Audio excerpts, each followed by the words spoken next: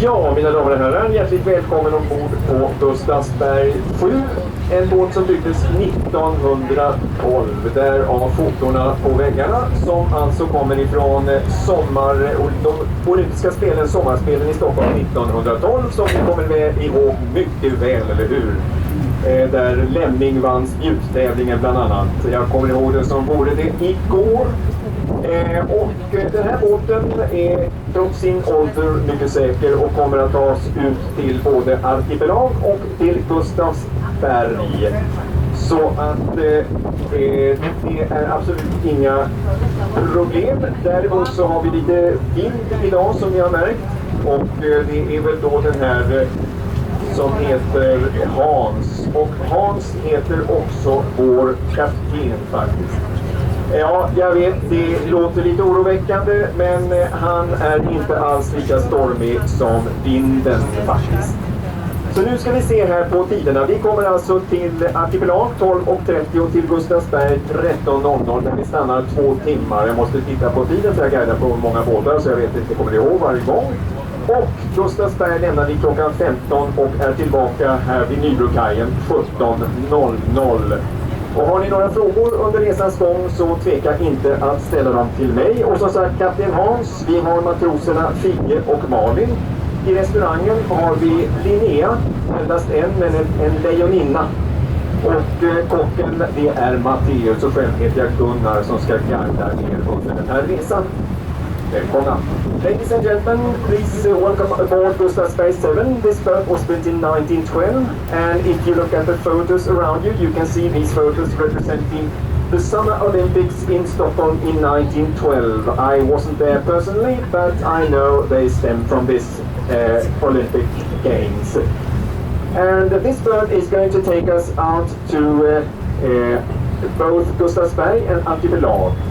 And we will come to Artipelag at 12:30, Gustavsberg at 1 o'clock, where we will stay for 2 hours until 3 o'clock, and then we will be back in Stockholm at 5 o'clock this afternoon. If you have any questions, don't hesitate to ask me. And this is during this journey, whatever you would like to ask about. Si vous parlez français, je parle français aussi, comme vous avez entendu, und ein bisschen Deutsch. But I'll only guide in English and Swedish. And our captain is Hans. Our deckhands are called Figge and Malin.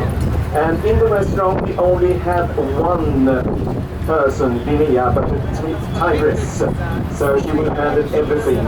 And our chef is Matteus, and my name is Gunnar. I'm going to guide you on this trip. We became a little bit late with the guiding here because there were many questions on the way.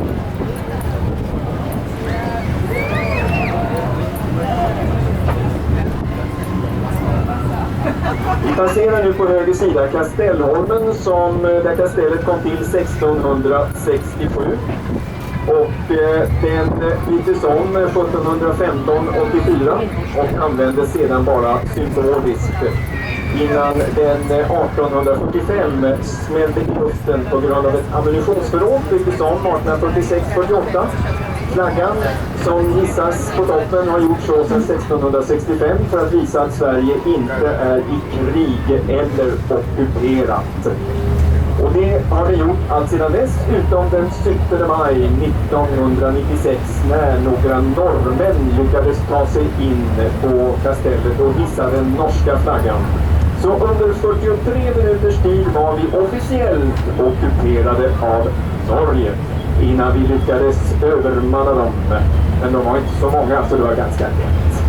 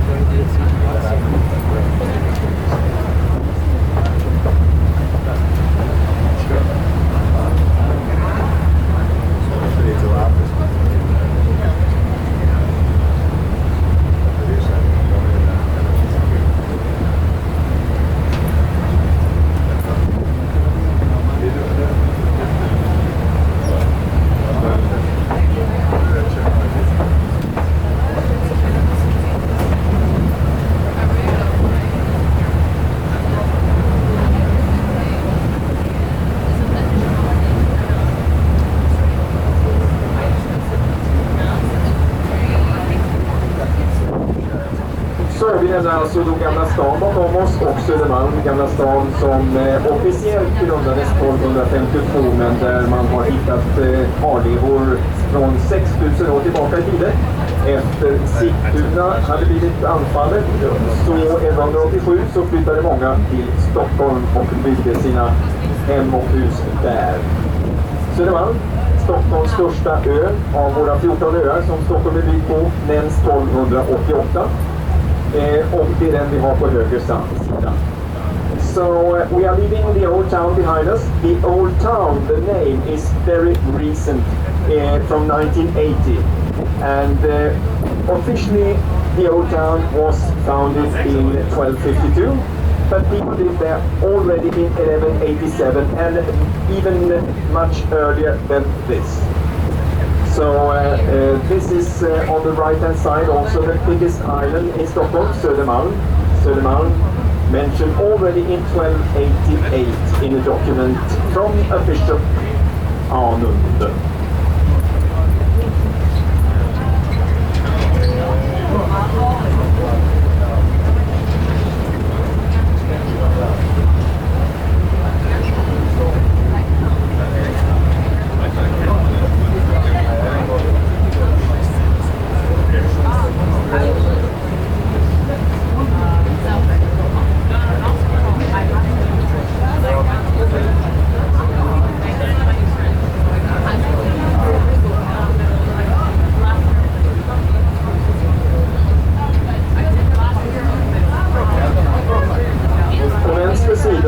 Ser vi nu Valdemarsudde, prins Eugens Valdemarsudde. Och det här är då en plats där målarprinsen prins Eugen bodde 1905 till 47. Och han hade hittat denna plats när han en gång gick ut från Rosendals slott för att se sig omkring. Och här ville han slå sig ner med sin egen konstsamling, med sina egna verk och också den stora konstsamling han själv hade med konstnärer från Europa, kontinenten och även inte minst nordiska konstnärer, målare och skulptörer som Carl Milles och Rodin och Antoine Bordel med flera. So on the left hand side you have what we call Prince Eugene's Valdemarsudde. Where the Prince Eugene, the younger brother of Gustav V, lived between 1905 and 1947. And he was a painter, so in this house he had his own collection with his own art, but also artists from all of Europe. And sculptors and painters like also Antoine Bordel, Rodin, Carl Milles and many others.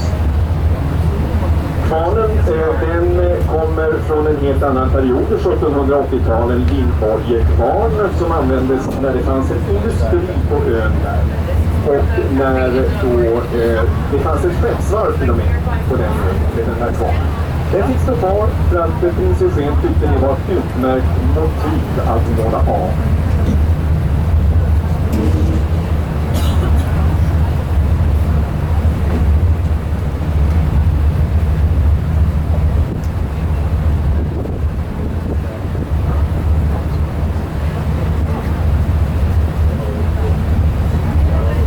Då har jag fått ifrån en av mina kollegor en förfrågan om att de av er som ännu inte köpt biljett kan ni då komma ner till Deco Café så kan ni köpa det hos min kollega där. So ladies and gentlemen, for those of you who have not bought a ticket yet, you can go down on the lower deck and buy a ticket in the café where my colleague will meet you. Thank you.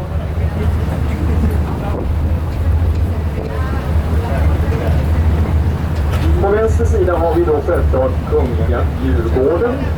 Kungliga Djurgården som på 1350-talet ägdes av Klara kloster. På 1440-talet blev det en kunglig djurpark. Och så fortsatte det att vara, inte minst under Johan III, Gustav Vasas son, som då kom att kalla den här platsen Djurgården när det blev ett zoo. Under Gustav III i slutet av 1700-talet så öppnades det upp för diplomater, rika människor, men även då för allmänheten till viss del. Under Karl XIV Johan, den första Bernadotten, Jean-Baptiste Bernadotte, så öppnades den helt och hållet för allmänheten och så har det varit sedan dess. Idag är ett av de mest populära rekreationsområdena i Stockholm med museer, restauranger, kaféer och mycket historia. Sedan 1995 tillsammans med Ulriksdals och Haga slott en del av världens första nationalstadspark, grundad 1995. So on the right hand side you have the island we call Kungliga Djurgården, the Royal Animal Garden. It was owned in the 1350s by a monastery. In the 1440s it became a hunting ground, and it was a hunting ground for many hundreds of years, not least during Johan III, one of Gustav Vasa's sons, who named it Djurgården once upon a time. Later on, during Gustav III, in the late 18th century, it was opened up to diplomats and rich people. And during Karl XIV Johan, the first Bernadotte, Jean-Baptiste Bernadotte, it was open to the public. And has been since, with a lot of museums, cafes, restaurants, and one of the most popular recreational areas in Stockholm. And from 1995, together with the castles at Ulriksdal and Haga, a part of the first national city park in the world. Founded in 1995, these areas are each year visited by 16 million people.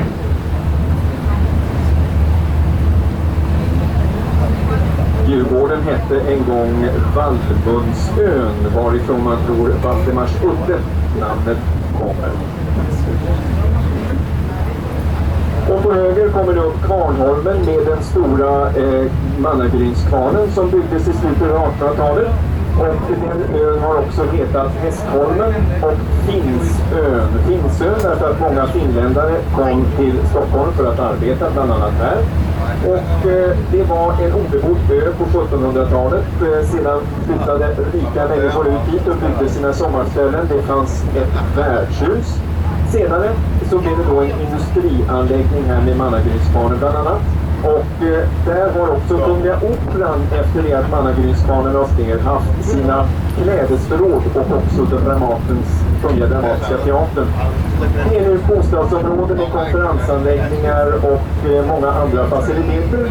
2027 ska det bo 9 000 människor här. So on the right hand side we have a big brick building. It was once upon a time a mill, a Mannagryn mill, and the island is called the island of the mill. Once upon a time also called the island of the horse and the island of the Finns, because many people from Finland came here to live and work. In the 18th century this island was not inhabited at all. Later on in the 19th century rich people moved out here to build their villas. We had a tavern on the island, and later on it was industrialized with this mill and many other institutions. After the mill was not being used anymore, this big building has been used by the Royal Dramatic Theatre and the Royal Opera for their props and clothes. Today it's a housing project, and in 2027 we will have some 9,000 people living here in apartments. You have galleries, you have shopping centers, etc., etc., and they continue to build a lot here.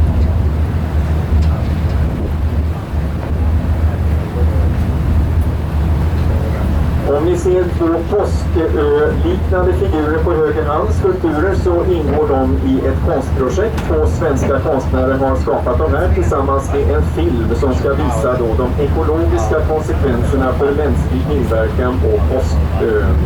Maoyer kallas de här. On the right hand side you see two sculptures looking like the sculptures on the eastern island, Maoys. And it's two Swedish artists having made these sculptures, and they're a part of an art project, together with a film showing the ecological consequences of the human impact on the eastern islands. Till vänster tar nu Djurgården slut, Blockhusudden med det gamla stora tullhuset, den orangea byggnaden med tegeltak. Det fanns ett litet tullhus också en gång i tiden.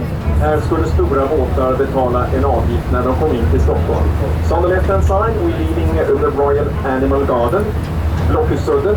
The orange building was once a custom house where the big boats coming into Stockholm had to pay a fee to come into the capital here. På höger sida ser ni en skulptur, Gud fader på himmelsbågen. Det är alltså en skulptur som gjordes som prototyp av Carl Milles 1946 och skulle ha stått utanför Förenta Nationernas byggnad i New York. Men de sa nej, de ville inte ha den för den var för religiös. Istället så tog Milles elev Charles N. Fredericks och förfärdigade denna fullskalemodell som invigdes här 1995, vanligtvis med en fontän och Gud som sätter upp stjärnor på himlen. So on the right hand side you see a sculpture called God the Father on Heaven's Arch. It was, the prototype was made by Carl Milles, our Swedish sculptor, in 1946, intended to stand outside the United Nations building in New York. But they said no, because they didn't want it. It was too religious, with God putting on stars on heaven. Now you know how it's done. His pupil, Milles' pupil, Charles N. Fredericks, a Brit, he made this full-scale model in 1995, inaugurated here in 1995 by the King.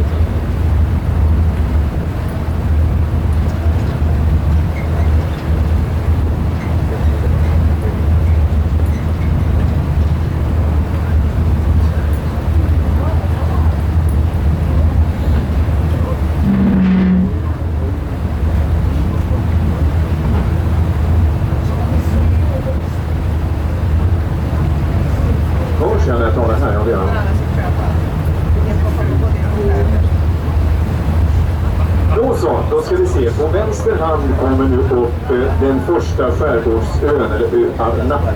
Vi brukar kalla dem fjäderholmarna, men det är alltså flera öar och det har ingenting med fjädrar att göra, utan det kommer av det gamla ordet fjärholmarna som betyder de små öarna eller holmarna i viken. Och det består av både fjäderholmarna, stora fjäderholmarna, Ängsholmen, Rövans och Libertasholmen. Här har det funnits restaurangverksamhet sedan 1699, minst. Och man säger ofta att den ön var viktig för att undvika inavel på öarna. För förut, som ni vet, så gifte sig Österman med Österman och Västerman med Västerman. Men här träffade man människor från andra öar och andra samhällen. Man förälskade sig, man gifte sig och bildade nya familjer. Så det var viktigt när fiskarna kom in från Vaxholm till stan. Vi har massor med värdshus på vägen ut här och i hela skärgården som var mycket vanliga på den tiden. Idag har vi då flera restauranger, kaféer, det spelas teater här. Man kan köpa Macklyra whisky, den svenska whiskyn som för några år sedan kom ut med världens första whisky, gjord på med användande av artificiell intelligens. Man kan bada och sola, åtminstone när det är lite bättre väder än idag. De här öarna har också kallats Little Britain och Scotland och Ireland. Och orsaken till det kan man ha att göra med att fartyg har gått under här med de namnen en gång i tiden. So on the left hand side we have some islands called the Feather Islands, but they have nothing to do with feathers because it comes from an old Swedish word fjärholmarna, meaning the islets in the bay, and it consists of several islands, fjäderholmarna, Ängsholmen, and the Robbers and Libertas Islet. And these islands have had restaurants since at least 1699. And it's said that this island was important to prevent inbreeding on the islands, because before people married within the families, as has often been the case all over the world. But thanks to this island and many other islands with taverns, people met from different parts in the archipelago. They fell in love and they created new families and went out to new islands. Today you can eat on a very good restaurant here. They have cafes. They play theater sometimes, and you can also buy the Swedish whiskey Myra on this island. The first whiskey having been made by artificial intelligence some years ago, actually one of their whiskey bottles. Whisky med artificiell intelligens, den fick jag som present av min fru faktiskt, och jag frågade henne varför hon ansåg att jag behövde artificiell intelligens, och det svarade hon inget.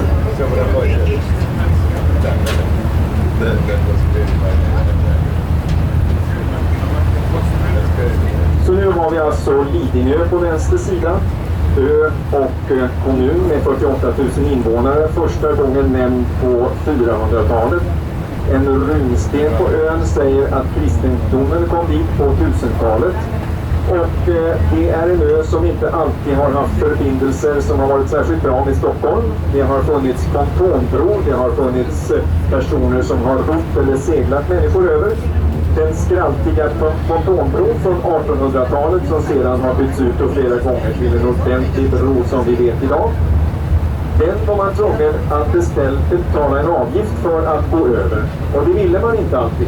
Så istället, när isen la sig, så gick man på isen från Stockholm över till Lidingö. Och det är idag ett av de mest fashionabla områdena i Stockholm som vi vet. So on the left hand side you have the municipality and the island Lidingö. One of the most fashionable areas in Stockholm with many big villas. But once upon a time it was mentioned already in the 5th century. And according to a rune stone on the island, the Christianity came to the island in the 11th century.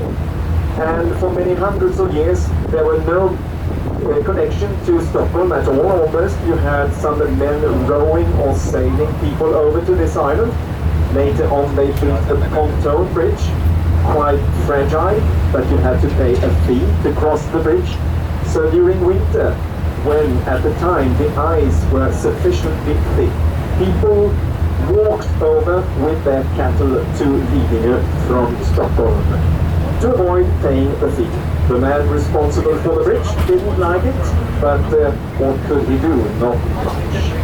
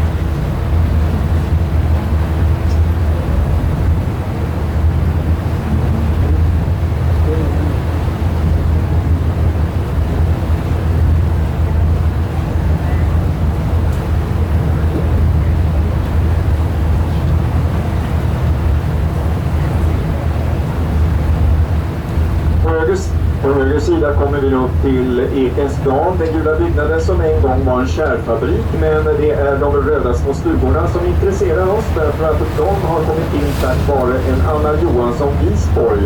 Det kallas Anna Johansson Wisborgs semesterhem eller stiftelse. Hon var socialdemokratisk politiker och fackföreningskvinna, född i slutet av 1800-talet och dog 1956. Hon hade arbetat hela sitt liv i låglöneyrken, men med sin make fick hon lite pengar. De drev biografer i Stockholm och de köpte fastigheter och investerade i det här området och byggde dessa röda stugor av de boxar man en gång importerade amerikanska bilar till Stockholm till Svenska Bilfabriken. Här kunde fattiga låglönearbetande industrikvinnor med barn spendera en del av sin ledighet. Och så har det fungerat till alldeles nyligen. Framtiden är lite osäker på det här området just nu.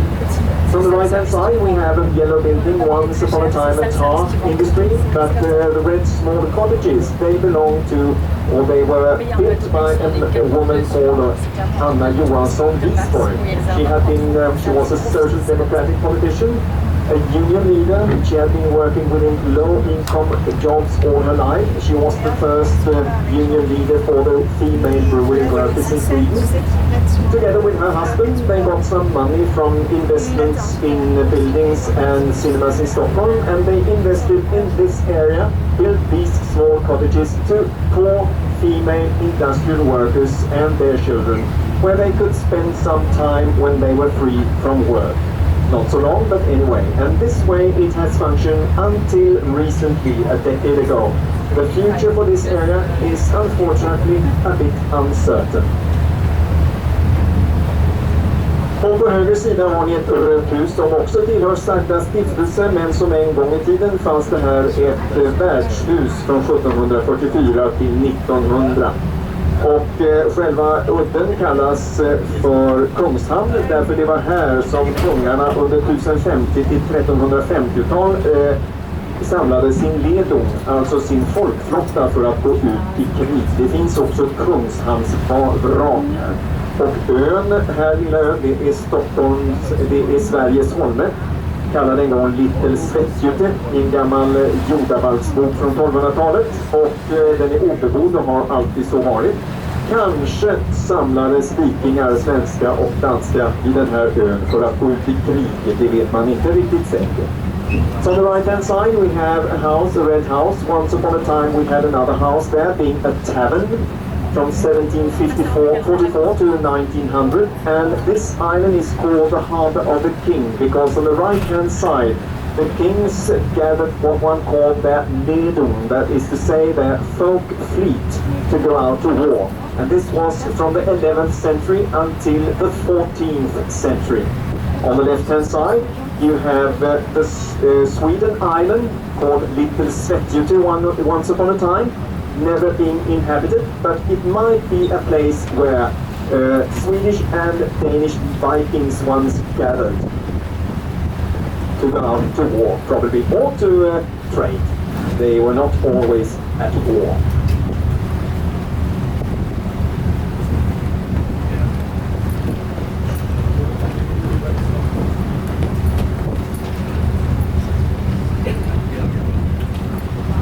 Och nu är vi alltså inne i Sturesundet som är en mycket viktig passage, och det var den viktigaste ur både försvars- och tulltekniska skäl, viktigaste passagen in till Stockholm från fram till 1600-talet från södra skärgården och Dalarö. Här har både vikingar och senare då olika krigförande parter gått igenom, och även smugglare. Jag har haft danska, svenska och ryska styrkor som har passerat den här vägen. Och klipporna de bildades för flera 100 miljoner år sedan och steg ur havet efter senaste istiden, 10 000 år sedan. Så det här har varit en mycket viktig plats, och just Sveriges Holme jag nämnde, den var man tvungen att passera ända fram till 1600-talet för att juridiskt säga att man var i Sverige. Innan dess, på den här sidan, var man icke officiellt i Sverige. So this is called Sturesundet, and this rift valley was created after the last ice age 10,000 years ago. The cliffs are many hundreds of millions of years old, and this has been the most important passage for many hundreds of years until the 17th century, both for Vikings and trades and war between Sweden, Denmark and Russia, and also for smugglers.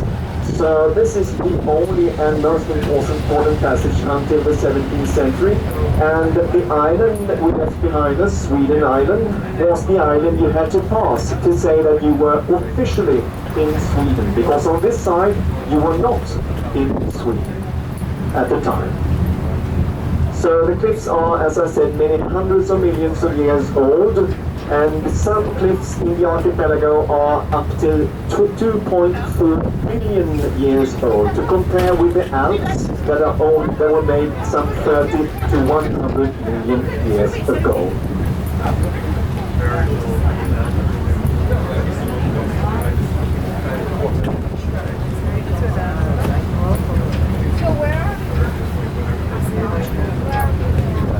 Det är många som har beskrivit det här som en norsk fjord i miniatyr, bland annat på slutet av 1800-talet den amerikanska ambassadören William Thomas.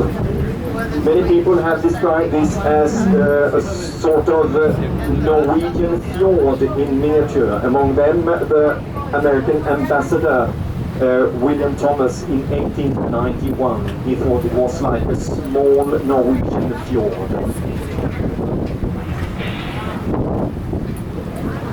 Och här fanns redan uppodlade marker och vattenkraftverk, mycket primitiva på 1280-talet. Magnus Laduråskungen, han har då skrivit och donerat de här markerna som sedan också via Gustav Vasa donerades till exempelvis klostren i Stockholm som där igenom kunde bygga här. Och husen, de så kallade grosshandlarvillorna, det är de som är i trä med schweizerier till vänster här, till exempel en gul. De kom till på 1800-talet och punschverandor. So we had actually areas that were cultivated here already in the 13th century. Not so much buildings, but we had land here donated by kings to monasteries in Stockholm, and later on we had the so-called wholesalers villas. You got one on the left-hand side, a yellow one. I will talk more about them later. The wholesalers' villas were built in a specific architectural style. In wood, they had some, what we call in Sweden, schweizerei, some details resembling the house in the Swiss Alps. They also had what we call punch verandas, very particular houses.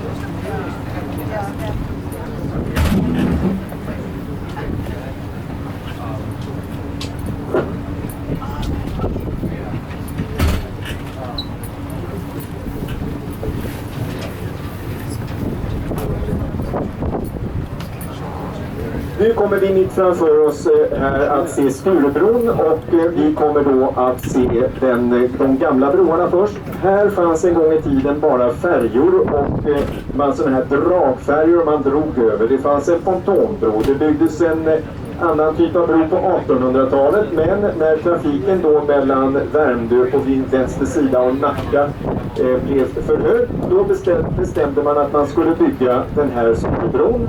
1915 stod den klar. Den södra delen, alltså den som är på andra sidan så att säga, den här bågbron då.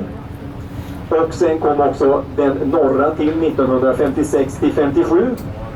Och det byggdes då i betong, och på den tiden var det ett material som man aldrig hade prövat för en sån här stor bro, så många var skeptiska. Det kom folk från hela världen för att se om det skulle fungera, och hittills har det fungerat. Den nya bron, den invigdes både den 1 och 14 juli i år med en stål-metallunderbyggnad och också då betongfundament med metall inlagda. Och de gamla broarna som vi ser här, de kommer successivt att omvandlas till cykelbroar och för kommunaltrafik. So the bridge is just in front of us, Bron, Skurusundsbron, the one with the walls, they were built, the first one in 1915 and the second one in 1956-57. And it was built in concrete, a material never used at the time for a bridge of this size, so many people were skeptical. But many people came from all over the world to look at this bridge, and it held, and it has held since the 1950s and 1915. Before we only had a ferry going over here, and also a small pontoon bridge in the 19th century, rebuilt several times. The new bridge, on the other side, was inaugurated in July this year, and to the west, the 1st July, and to the east, the 14th of July. And when that bridge is fully managed and these bridges are repaired, the old bridges will be used as for bicycles and also trains, metros and buses.